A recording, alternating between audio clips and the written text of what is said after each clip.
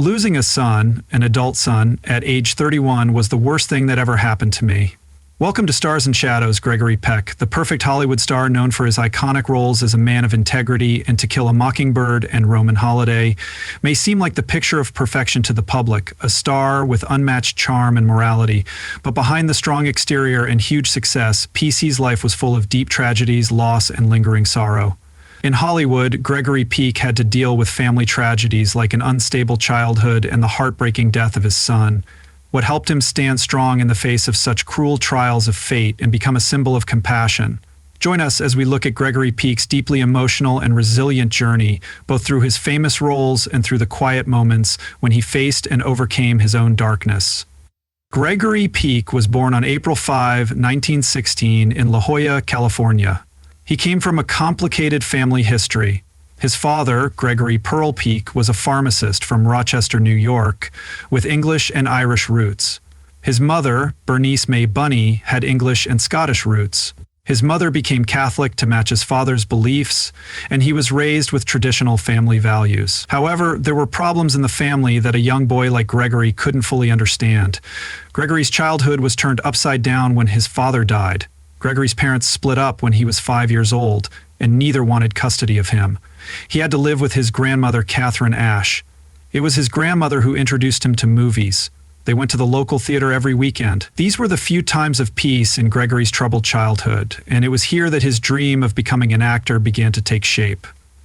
But the losses didn't end there. He also lost his father while he was at St. John's Military Academy, a Catholic school. Gregory went to military school in Los Angeles, where his grandmother died.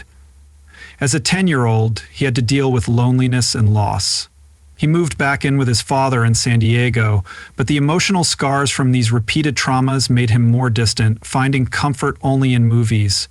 In 1934, Peck graduated from San Diego High School and chose to attend San Diego State Teachers College, where he joined the track team and became interested in public speaking and theater. Gregory realized for the first time how powerful his voice was and how well he could connect with an audience, traits that would help him become one of the most beloved actors. In 1936, he transferred to the University of California, Berkeley, with the intention of studying medicine. However, life at Berkeley changed Gregory's plans, and he eventually found his passion for acting after taking a public speaking class and getting support from Edwin Deere, the director of the school's Little Theater. Gregory dropped his medical studies and started acting. Gregory Peck left Berkeley and moved to New York to follow his dream of becoming an actor, even though his friends and family were worried about his uncertain future. He didn't have much money, so he had to sleep in Central Park and do odd jobs to make ends meet. Those tough months helped him develop the persistence that would later help him face life's and career's challenges, becoming the strong icon that Hollywood will always remember. Gregory Peck started his hard journey to find his place in the theater world when he enrolled at the local playhouse and was taught by Sanford Meisner, who is known as one of the masters of the acting craft. Meisner taught Peck that acting wasn't just about playing a character, it was also about connecting with the audience and your own feelings. In the beginning, Peck had to do a lot of odd jobs to make money, like handing out flyers, giving tours at Rockefeller Center, and even modeling. Gregory Peck spent all of his free time studying and performing. In 1941, he got his first stage role in George Bernard Shaw's play The Doctor's Dilemma. The role didn't bring him much attention, but it was a good start that helped him figure out the path he was going to take. He kept looking for roles on Broadway in plays like The Morning Star and The Willow. All of these roles helped him improve his acting skills and become known in New York.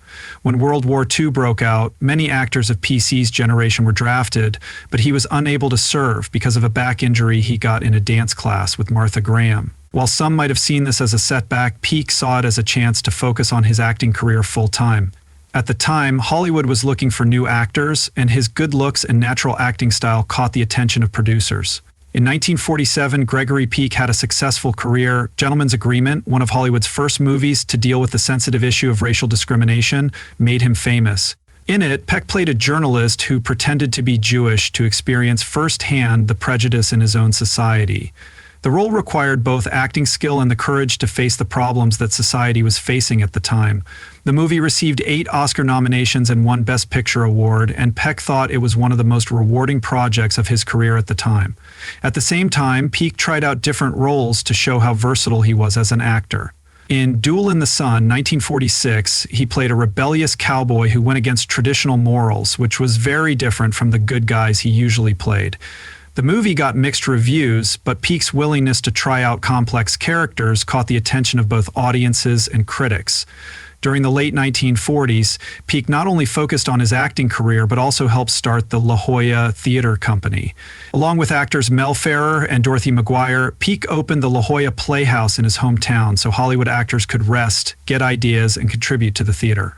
From performances at the La Jolla High School Auditorium to moving to the University of California, San Diego in 1983, the La Jolla Playhouse was an important part of Peck's career, showing how close he was to his roots and how much he loved the stage. In 1949, Peck continued his success with 12 High, a war movie about leadership in the era of during World War II. Peck played an Air Force commander who was both strict and caring, showing off his wide range of acting skills. This role earned him his 4th Oscar nomination, and the film was praised by critics and audiences alike. In the 1950s and 1960s, Gregory Peck not only kept his fame but also continued to have great success. He became a movie icon by combining talent with an irresistible charm. This was the time when Peck really reached the top of his career. Peck made his mark on audiences and critics alike with Captain Horatio Hornblower in 1951, playing a brave, steadfast, and responsible captain. This role helped solidify his image as an actor who consistently played good and strong characters. That same year, he continued to impress audiences with David and Bathsheba, a biblical film in which he played King David, showing his multi-dimensional acting ability in dealing with complex emotions and inner turmoil. Gregory Peck's most famous role was as Joe Bradley in Roman Holiday 1953, which starred Audrey Hepburn. The movie was about a reporter and a young princess's short but romantic adventure in Rome. Roman Holiday was a huge hit at the box office and won Peck a Golden Globe Award. His performance as Joe Bradley showed off his charm and humor, and his chemistry with Hepburn made the movie one of the greats of all time.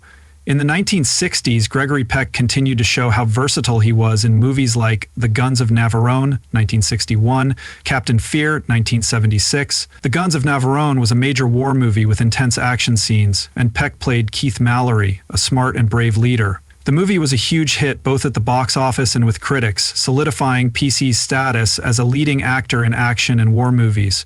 However, Atticus Finch, 1965, is the most famous and lasting role of Gregory Peck's career. In 1962's To Kill a Mockingbird, he won the Oscar for Best Actor for his performance as Atticus Finch, a good lawyer fighting for justice in the racist American South. Atticus became a symbol of honesty and bravery, and Peck played him with sensitivity and love for his children, making him a great father and hero in the eyes of the audience. This role earned him not only an Oscar, but also a BAA award in recognition by the American Film Institute as one of the greatest actors of all time. Gregory Peck was one of the most famous actors in movie history. During his career, he won many awards and honors, including the Oscar and the Golden Globe. He also received the Screen Actors Guild Lifetime Achievement Award, the American Film Institute AFI Lifetime Achievement Award, and the National Medal of Arts in 1998. These awards not only recognized his talent, but also his contributions to film and society. Gregory Peck was more than just a movie star, he was a symbol of honesty and bravery. Gregory Peck left an indelible mark as one of Hollywood's greatest legends, not only because of his acting skills, but also because of his ability to convey deep messages and empathy for the characters he played through his alluring good looks and humility. Behind the glitz of a Hollywood star, Gregory Peck had a personal life full of ups and downs and complicated relationships that were just as dramatic as the roles he played on screen. He married his first wife, Greta Sinan, in 1942, a Finnish-born businesswoman who was 5 years older than him. They got married and had 3 sons together, Jonathan, Stephen, Carrie Paul, and Gregory Peck. However, their relationship was unstable and their differences became too great for them to work out. After 13 years of marriage, Gregory Peck and Greta officially divorced in 1955. But they stayed friends and kept a good relationship for the sake of their children. Gregory Peck met his second wife, Veronica Pani. This led to a passionate love story. Just 2 years after his divorce from Greta, Peck and Veronique got married on New Year's Eve 1955. They were married for 48 years until Peck's death in 2003. They had 2 children, Anthony and Cecilia Peck. Veronique was not only a loving wife, but also a passionate supporter of art and charity. She helped co-found the Inner City Cultural Center in Los Angeles, set up the Los Angeles Music Center, and was a longtime fundraiser for the Los Angeles Public Library. She and Gregory helped raise money for the library. In the 1960s, he raised about $50 million for the American Cancer Society, proving the organization's important role in social and charitable activities. But Peck's personal life wasn't all happy endings and love stories. He also went through terrible tragedies. In 1975, his oldest son, Jonathan Peck, killed himself at the age of 31, leaving a wound that can't be healed for Gregory and his family. Jonathan was born in 1944, a young man full of ambition and enthusiasm. After graduating from college, he chose a less traveled path. Jonathan's desire to help others was shown when he joined the Peace Corps and spent years in Tanzania creating an agricultural education program in Swahili. When he returned to California, Jonathan pursued a career in the media, working at radio and TV stations. However, Jonathan had inner demons that few knew about. He was often plagued by negative thoughts and felt he was never good enough. Even though he was a good son who always did what he was supposed to do. Jonathan had been through the heartbreak of a failed relationship and fought arteriosclerosis, a disease that hurt his health and spirit. In the summer of 1975, when he was feeling hopeless and depressed, Jonathan decided to end his life by shooting himself. This was a huge shock for Gregory Peck and his family, and Jonathan's death broke Peck's heart. In an interview, he said that Jonathan's death was the worst thing that had ever happened to him. If Jonathan could have called me and said, "Everything's getting to be too much for me, I can't take it anymore," I would have told him, "Hold on, son, I'll be right there." After Jonathan's death, Gregory Peck took a 2-year break from his career to spend time with his family and heal from the pain. During those months, he had to deal with a feeling of helplessness and an unfulfillable void. He sought solitude by staying away from the Hollywood spotlight and focusing only on their record label. There were reports that Peck had been hospitalized for mental health treatment because he couldn't handle the stress of the loss. But Gregory Peck's family tragedy didn't end there. His youngest son, Anthony Peck, also had a hard time with alcoholism. In the 1990s, when Peck's career was at a stable point, he saw Anthony spiraling into self-destructive behavior. Tony, as his family called him, was a promising young man married to supermodel Cheryl Tiegs and living in behind the successful exterior. Tony struggled with alcoholism, which hurt his relationships and caused him to lose himself. His marriage to Cheryl Tiegs ended because of his personal problems. The divorce was both an emotional blow and a wake-up call that made Tony think about his life and face his mistakes. At that time, Gregory Peck, who had already been through the pain of losing Jonathan, stayed by his side, trying to help his son get through his problems. Tony realized that if he kept drinking, his father might lose another loved one. This made him decide to stop, find balance in his life, and start working again. Gregory Peck always tried to be a great father, devoted to his other children. His second son, Stephen Peck, who tried acting at first, found his true calling in helping people, especially the homeless. Stephen became a powerful social activist and spent a lot of time working to make people's lives better. As the youngest child of Gregory and Veronique Peck, Cecilia followed in her father's artistic footsteps and became an actress and director, keeping the artistic flame alive in the family. Gregory Peck's personal life was full of ups and downs and tragedies, but he never let them defeat him.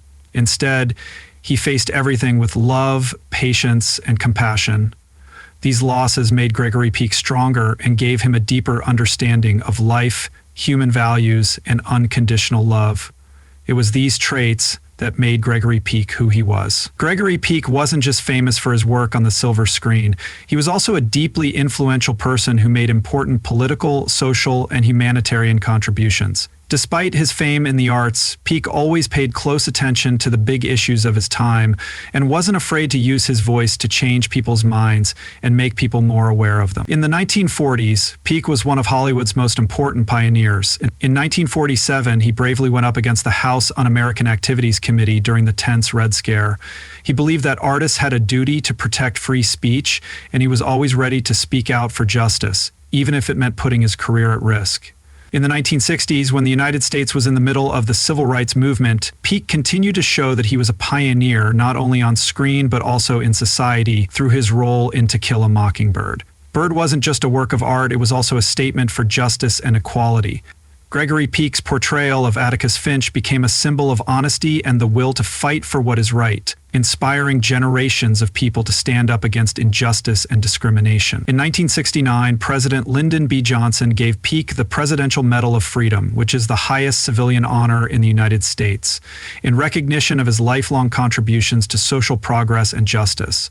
As president of the Academy of Motion Picture Arts and Sciences and chairman of the Board of Trustees of the American Film Institute, he devoted himself to charitable organizations and humanitarian work. In these roles, he used his power to support, protect, and promote the development of cinematic art while also helping to preserve and honor human values.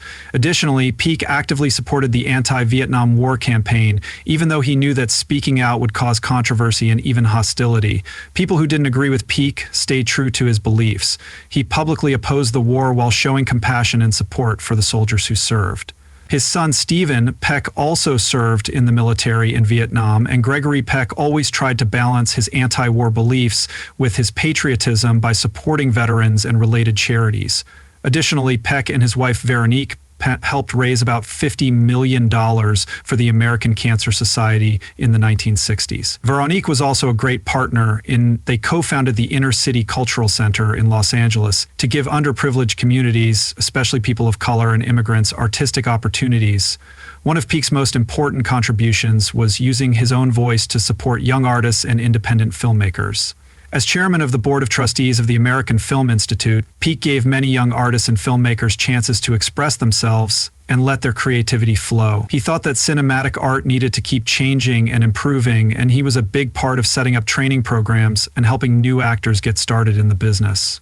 Later in life, in legacy, after he stopped acting in the late 1990s, Peck turned his attention to family and charitable work. Even though he had retired from acting, Peck stayed involved in the entertainment industry through events, award ceremonies, and the social activities he loved. He spent a lot of time with his kids and grandchildren, continuing to teach them the values he believed in. Stephen Peck, Gregory Peck's son, once said that his dad was a good dad, and Stephen's later years were when Peck really dedicated himself to his family and loved ones.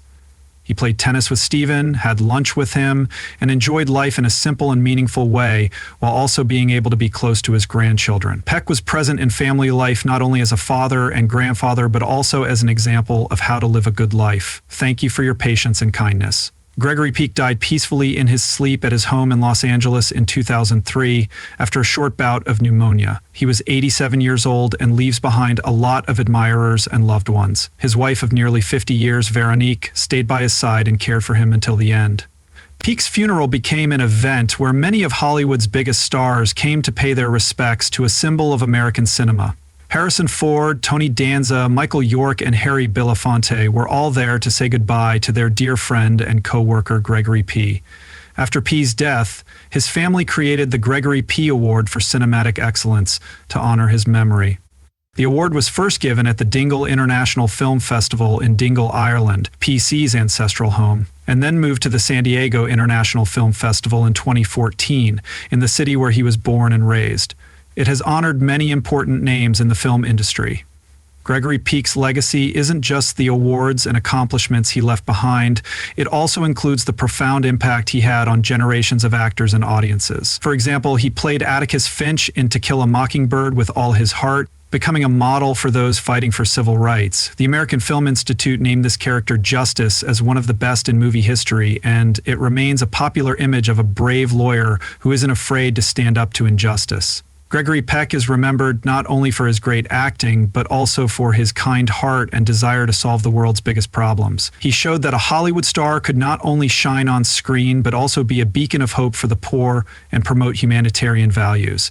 His legacy is a testament to the power of art and humanity, and it will never be erased by time. Thanks for watching. Don't forget to hit the like button and subscribe to the channel to make sure you don't miss out on more fun videos. Leave a comment and let me know what you think. See you in the next video.